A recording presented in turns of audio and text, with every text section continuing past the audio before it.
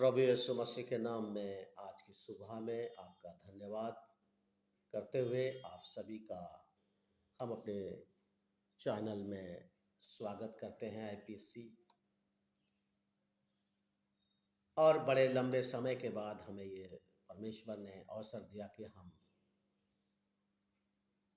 Video को बना सकें और आप सबों को प्रभु यीशु मसीह का संदेश आने का, सेवा का, जीवन का और मृत्यु का और जी उठने का, और ये सब जो उसने किया मेरे और आपके लिए, उसके विषय में आपको बता सकें और ताकि आप प्रभु में आशीष पाएं। और ज़रूर आप इसे सुने और दूसरों को भी सुनाएं, और अच्छा लगे तो लाइक और सब्सक्राइब जरूर करें। प्रभु आपको आशीष दे। आइए हम इस गीत के साथ प्रभु के नाम को ऊंचा करेंगे।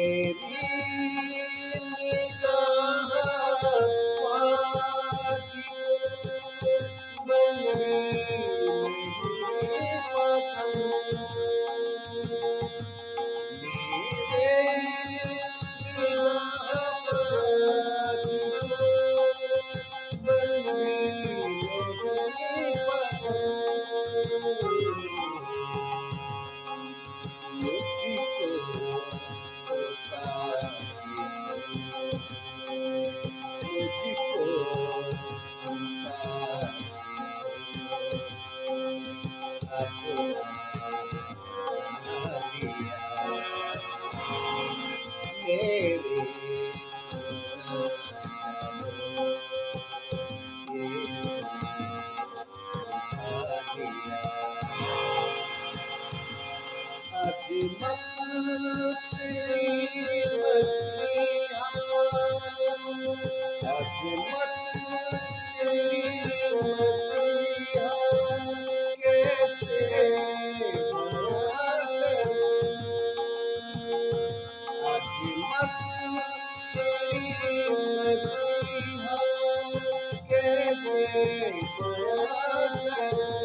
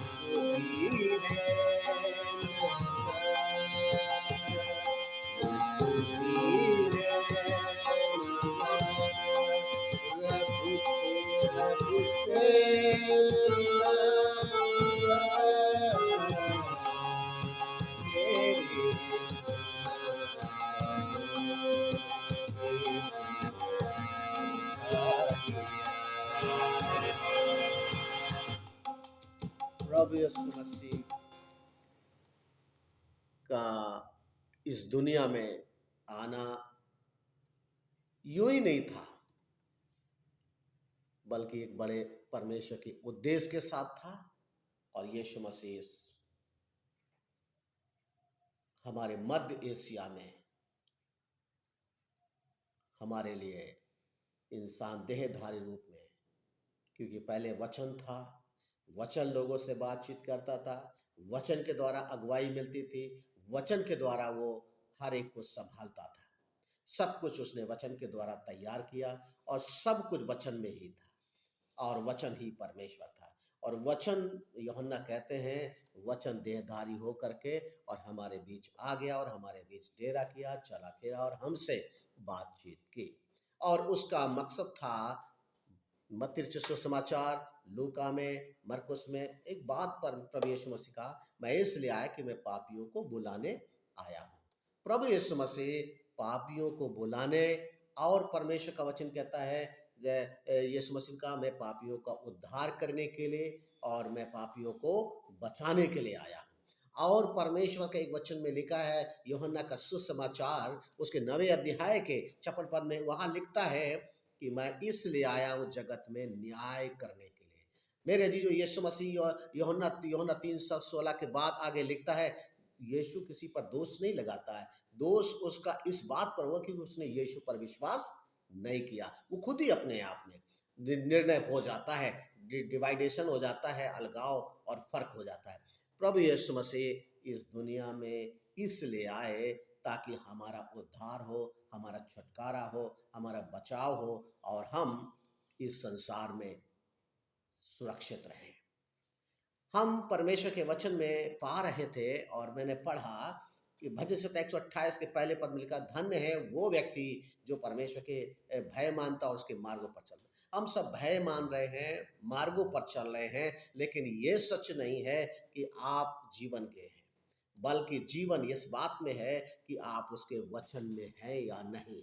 और वचन में है तो वचन में ही जीवन है। यूहन्ना 1:4 पद में कहता है, उसमें जीवन था, वचन में जीवन था, और वचन ही है जो हमें भजन संहिता 119 के 105 पद में कहता है, वचन मेरे लिए क्या है, मेरे पाँव के लिए क्या है, वो एक उजियाला है, दीपक है, जो हमारे हर कदम पर वो हमें सही दिशा में, सही ढंग से सुरक्षित रखने में मदद करता है। और यीशु मसीह हमारे जीवन के मार्ग में सही ढंग से संचालन करने के लिए, और उसने कहा तुम अकेले उस मार्ग में नहीं चल सकते हो, तुम चल सकते हो, लेकिन उस मार्ग में चलने के लिए तुम्हें मेरे पीछे पीछे कदम कदम पर चलना होगा।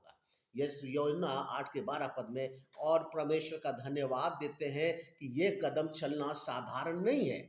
मैं यूहन्ना का 9वें अध्याय को पढ़ रहा था और मैंने उस अंधे के बारे में पढ़ा और वहाँ पर उस व्यक्ति का जब तक वो जन्म पैदा हुआ था उसके माता पिता ने बहुत ही दुखी हुए और उन्होंने कहा मेरे जीवन में कितना बड़ा ऊपर वाले ने दुख डाल दिया है, मुझे संतान दी, बेटा दिया है, क्योंकि बेटे का बड़ा महत्व होता है और बेटा दिया है और मैं अब इस व्यक्ति को कैसे रीति इस बच्चे को संभालूंगा, कैसे अपनी दुनिया में अपना जीवन चलाएगा।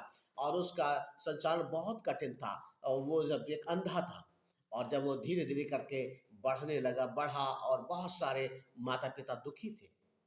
लेकिन एक दिन उनके जीवन में मेरेकल्स हो गया। चेलों ने देखा, यीशु से पूछा, ये व्यक्ति ने पाप किया या इसके माता पिता ने? यीशु ने कहा, ना इसने पाप किया ना इसके माता पिता ने, ये इसलिए हुआ कि ताकि परमेश्वर के कामों को प्रकट कर सके, प्रकट करें। और प्रकट करने में यह है उस व्यक्ति के यहाँ मिट्टी उठाई और उसको थूका और साने और उसकी आँख पे लगाओ, कहा जा भेज दिया, जा सीलो में जा और धो ले। और वो जब गया और उसने वो किया और उसे नहीं मालूम था वो कौन था, कैसा था, उसने केवल अंधा था कि वो नहीं देख सकता था लेकिन सुना था और वो गया और देखता वो लौट आया। अब उसके ऊपर सवाल शुरू हो गए, इतने सवाल हो गए, इतने सवाल हो गए, इतने सवाल हो गए, जगह जगह उससे पूछा जा रहा है, उसकी इंक्वायरी की जा रही है, उसके बारे में जाना जा रहा है, क्या सचमुच ऐसा ही है? उसके माता पिता से पूछा जा रहा है, उसके पड़ोसियों से पूछा जा रहा है क्या ये सच है? और सच जानने के बावजूद भी फिर भी कहते हैं नहीं, तू क्या कहता है? उसने कहा मैं तो भविष्यवक्ता मानता हूं, मैं उससे अपना सब कुछ मानता हूं। उसे बाहर निकाल दिया गया। जब कोई व्यक्ति परमेश्वर के प्रकाश में, उसके लिए कानून बना दिया गया और एक कानून बना करके डरावने भाव वातावरण को बना दिया गया, पैदा कर दिया कि लोग सच को एक्सेप्ट ना कर सके। वो बात उस शताब्दी में उस समय थी, आज भी यही परिस्थिति और समय समय पर इतनी 2000 सालों से यीशु के विषय में आज तक यही कानून, नए नए तरीके, प्रतिबंध, लेकिन फिर भी परमेश्वर के काम होते चले आ रहे हैं, बढ़ते जा रहे हैं। अगर परमेश्वर उनको बचा रहा है, उसने मुझे भी 1989 में बचाया। अगर मैं इस यीशु हमारे जीवन में नहीं होता तो शायद आज हम नहीं होते या हम कितने के जीवनों को बर्बाद कर चुके होते। परंतु परमेश्वर का धन्यवाद देते हैं, यीशु ने हमें वो स्पिरिट दी, वो यीशु ने हमसे कहा मेरे उद्देश्य, मेरे कदमों में चलोगे, और मैंने उस कदमों को अपना लिया। आज हमसे कोई सवाल पूछे तो मैं यही कहूँगा, यीशु मेरे लिए सब कुछ है, यीशु मेरे लिए सब कुछ है। उसने मेरे गुनाह का बोझ अपने ऊपर उठा लिया, हमको छुटकारा दे दिया, हमको नजात दे दी, हमको उद्धार दे दिया। मैं दुनिया में भटक रहा था, लेकिन परमेश्वर का धन्यवाद देते कि उसने मेरा हाथ पकड़ लिया।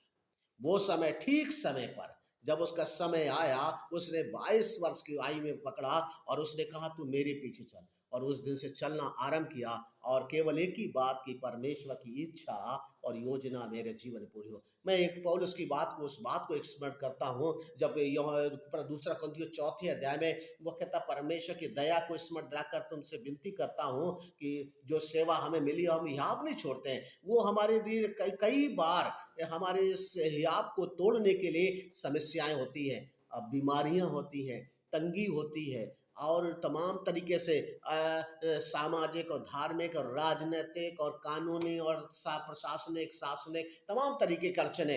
लेकिन फिर भी परमेश्वर का धन्यवाद देता हूँ कि वो परमेश्वर हर परिस्थिति को अपने सामर्थ्य से बदलता चला जाता है। मेरे अजीजों, आज हमें इस हियाब को तोड़ने के लिए निराशाएं आती हैं, घबराहट आती है, ये इंसानी है, लेकिन परमेश्वर ही है जो हर परिस्थिति में हमें हर प्रकार से संभालता है। और आज की सुबह में परमेश्वर आपका इस बात के लिए कि हमारे परमेश्वर को, हमारे परमेश्वर को, हमारे परमेश्वर को जिसने हमारा हाथ पकड़ लिया है। मेरे जीजो, यशायाह 41:10 क्या कहता है? मैंने तुम्हारा हाथ पकड़ रखा है, मैंने तेरा हाथ पकड़ रखा है, मैंने तेरा हाथ पकड़ रखा है। मेरे जीजो, आप परमेश्वर को का वचन में चल रहे हैं, आप निश्चय कर लें परमेश्वर आपके साथ और आपका हाथ पकड़े हुए हैं। क्योंकि दाऊद भजन 73 में कहता है, जब वो बड़े सवालों में घिरा हुआ था, बड़े उलझन में था, उसे कुछ समझ नहीं आ रहा था, मैं क्या करूं, मैं क्या सोचूं, कैसे समझूं, ये विशाल, ये सारी बातें मेरे समझ से बाहर हैं, इतना सब कुछ। लेकिन उसने कहा मैं क्या करूं? मैं एक वो जगह पे गया और वो परमेश्वर के भवन में गया और परमेश्वर की उपस्थिति में बैठा और उसने परमेश्वर की ओर देखा और परमेश्वर ने उससे सब बातें दिखा दे। और तब वो कहने लगा, मैं कैसा पशु शरीर का इंसान था, मैं पशु शरीर का बन गया था, मेरा मन चिड़चिड़ा हो गया था, और जबकि हमें परमेश्वर ने मुझे मेरे साथ था और मेरा हाथ पकड़ रखा था। मेरे जी, जो आपका हाथ पकड़े हुए है, आपको संभाले हुए है, आप इसलिए हैं क्योंकि परमेश्वर के योजना में, क्योंकि परमेश्वर हमें बचाने के लिए, जो हमारा बचाने वाला है, उद्धार करने वाला है, और जो हमें हर तरीके से हमको बुलाता है, वो परमेश्वर हमारे बारे में बुरा कभी सोच नहीं सकता। इसीलिए उसने कहा, जो व्यक्ति परमेश्वर के मार्गों में चलता है और भय मानता है, उसका भला होगा, वो भला होगा। परमेश्वर भला है और वो हमेशा भलाई करता है। दाऊद भजन संहिता 16 अध्याय और दूसरे पद में कहता है, तेरे सिवा हमारी भलाई कहीं भी नहीं है। हमारी भलाई परमेश्वर के पास में है, और जो परमेश्वर के साथ है, परमेश्वर भी भलाई के बारे में ही हमारी सोचते हैं, और तभी तो वो कह पाते हैं, पौलुस की उस बात को याद करते, रोमियो 8:28 में, कि हर एक बात परमेश्वर की मेरे लिए भलाई को पैदा करती है। हमारे लिए हर एक बात भलाई को पैदा करती है, चाहे वो कितनी भी बुरी हो, चाहे कितनी भी कठिन हो, चाहे कितनी उलझी हुई हो, चाहे कितनी समस्याओं से भरी हो, कितनी डरावनी हो, कितने भी अड़चने पैदा करे सामने खड़ी हो, लेकिन वो सब बातें हमारे लिए भलाई और परमेश्वर की महिमा का कारण है। मेरे जी, जो आप शायद हो सकते हैं कि आप कठिनाई में हो, आप परेशानियों में हो, आप बहुत ही बंधन में हो, आप बहुत ही ऐसे अंधकार का वातावरण में हो, लेकिन परमेश्वर है जो आपकी जिंदगी को सब कुछ बदल सकता है। मैं आपको बता दें कि और कोई नहीं, और वो है परमेश्वर का वचन। जब वो आपके जीवन में आएगा, आपका जीवन प्रकाश में हो जाएगा। यीशु उसके जीवन में आया, यीशु उसके जीवन में आया, वो अंधकार में था, वो लोगों के साथ था, वो अपनों के साथ था, वो एक अंधा था, लेकिन जब यीशु के टच में आया, उसने आंखें देखने पाई, उसकी आंखें देखने पाई उस यीशु का, और उसे नहीं पता था, उसने देखा नहीं था, इसलिए वो पहचान नहीं सकता था।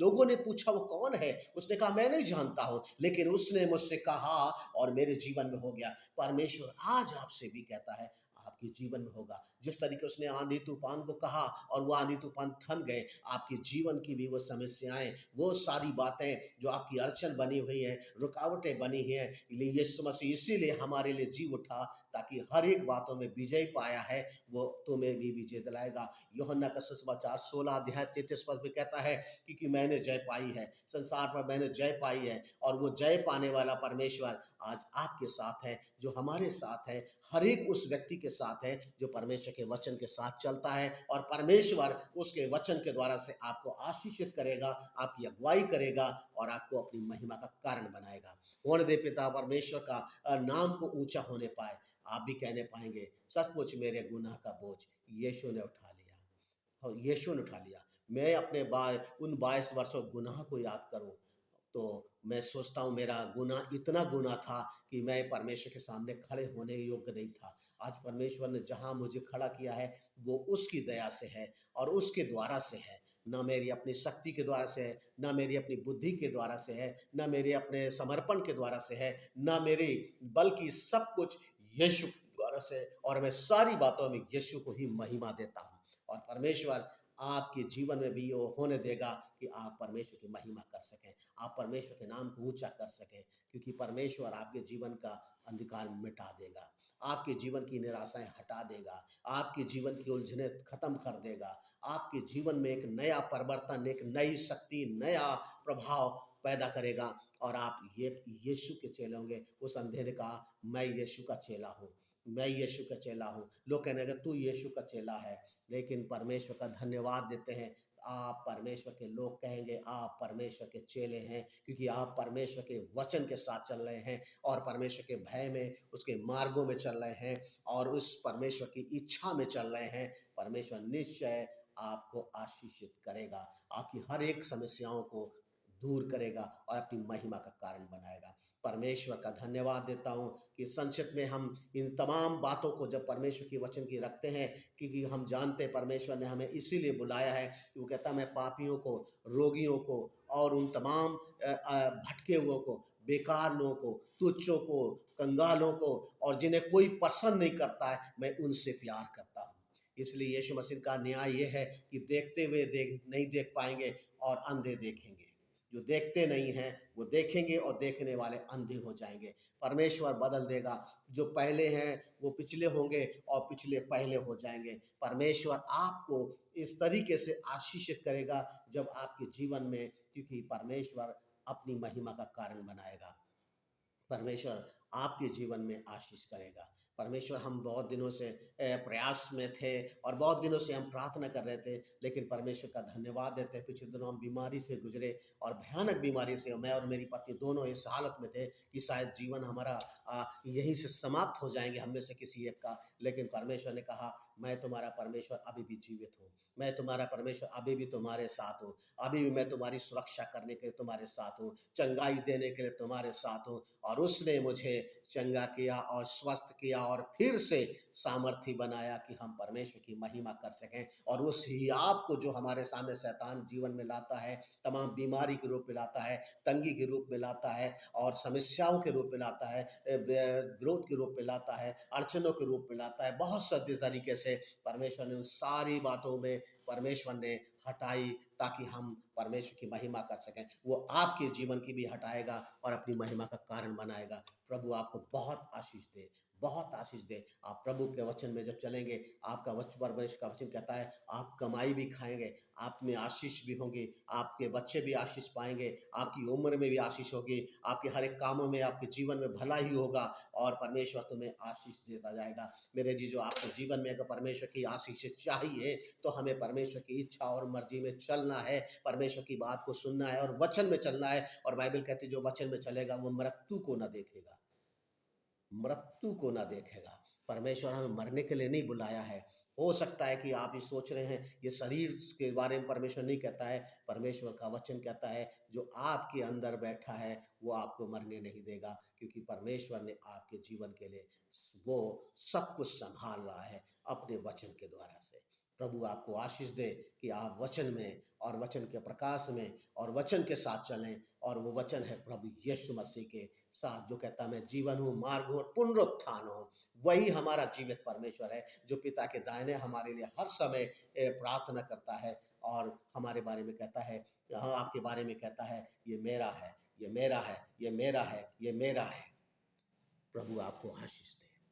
हमारे जीवित परमेश्वर प्रभु यीशु मसीह, हम इस समय प्रार्थना करते हैं, जो लोग परमेश्वर के वचन को सुन रहे और हमारे साथ प्रार्थना में हैं, प्रभु यीशु मसीह, यदि उनके जीवन में अड़चनें हैं, समस्याएं हैं, निराशाएं हैं, दुर्बलताएं हैं और बहुत सी शैतान ने अंधकार की बातें और विचारों को उनके सामने खड़ी कर दी हैं, प्रभु यीशु मसीह, इसी समय उनके जीवन की हम तेरे नाम से चाहते हैं कि इसी समय थम जाएं, इस समय रुक जाएं और खुदावंद यीशु मसीह वो तेरी महिमा करने पाएं। जो दुर्बलता, बीमारी, कष्ट, परेशानी में है, और प्रभु यीशु मसीह से वो छुटकारा पाएं और तुझको में जो विश्वास में दृढ़ होते हैं, बढ़ते हैं और हियाव के साथ तेरी महिमा का कारण बन सकें। बड़े विश्वास के साथ हम तेरे नाम से हर एक को आशीष देते हुए प्रार्थना यीशु के नाम में मांगते हैं, आमीन।